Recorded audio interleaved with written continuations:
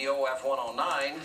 We got, by the way, the rest of the media, you lazy people out there colluding with the Clintons, you could actually do this too. I have it right here, and Mr. Mayor, it actually has the 18 U.S. Code, all of the issues you brought up, and we'll put them on the side of the screen. Uma Abedin, every single one of those, if she has classified material on there, isn't that each one of those a felony? Yeah, each one of them is, and so you could have Uma and Anthony Weiner going to jail together. There's no question anymore as to whether or not Hillary Clinton, Abedin, Podesta, all these people violated the laws. You have to be almost stupid not to realize it. The reality is, the thing that is really more shocking is the tremendous cover-up that took place here. The corruption of the Justice Department is, to me, absolutely shocking. The fact that Podesta's lawyer is in charge of this investigation. I thought Loretta Lynch had recused herself from this case, yet she was telling the director of the FBI that he couldn't respond to Congress. She was refusing to allow a grand jury, or at least her old district, the Eastern District, was refusing to allow a grand jury here. The Justice Department, it seems to me, is the one that corrupted this investigation.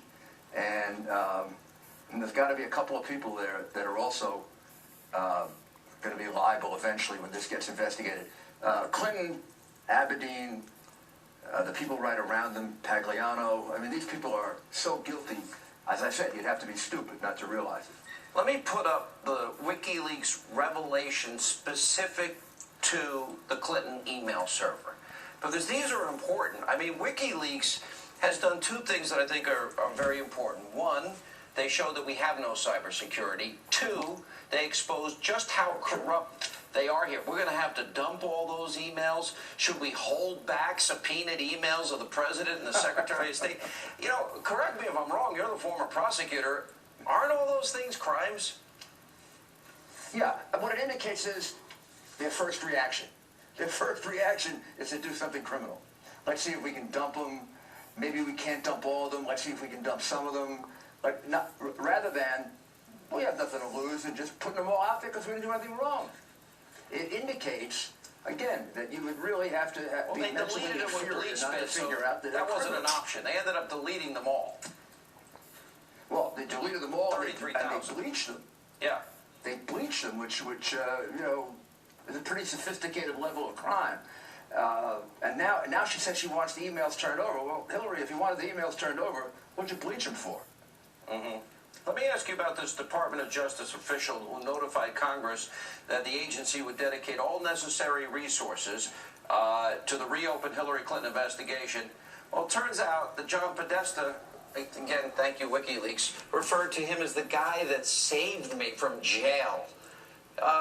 Is that a conflict of interest? Maybe I'm just living in a different world. 100% conflict of interest. Just like it was a conflict of interest for Cheryl Mills and the other person who got immunity to sit in as a lawyer when Hillary Clinton was being interviewed by the FBI. Just like Loretta Lynch, who said she recused herself. Her involvement in this is one conflict of interest after another. After her meeting with Bill Clinton 4 days before the interview at an airport in, I think, Phoenix or Tucson, Arizona. I mean, I could count for you so many conflicts of interest, it would astound you. They have corrupted the Justice Department in a way that I don't ever remember, even in the Watergate days. I mean, the people in the Justice Department resigned when they were asked to do things wrong. Yeah. I'm so ashamed of the Justice Department and their role in this. And, you know, I think part of why Obama defended Comey is he realizes that Hillary Clinton infected his administration with massive corruption. What do you think about the vote of confidence that Obama gave Comey, that he's not trying to interfere? Well, I think it's a sign that he realizes that his legacy may be maybe the biggest scandal in the history of this country, bigger than Watergate, bigger than Teapot Dome. You got so many parts to it, Sean. Yeah, and he's connected to it. She dragged him into it. misuse of confidential, top secret information, jeopardizing possibly the lives of agents in the field.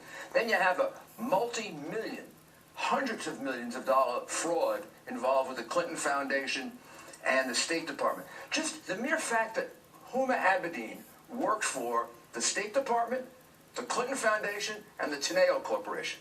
Yeah. I don't remember when I was in the Justice Department, somebody having two outside full-time jobs.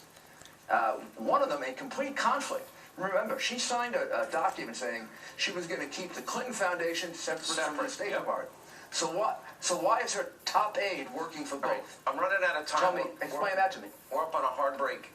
If you were prosecuting this case based on the information you have now, give me a percent of accuracy that you get a conviction. What do you think the odds are that you prosecuting this case would get convictions of high-level officials here? I've won cases much more difficult than this. I never guarantee a victory. I'd come pretty close to saying she could be convicted under all those statutes.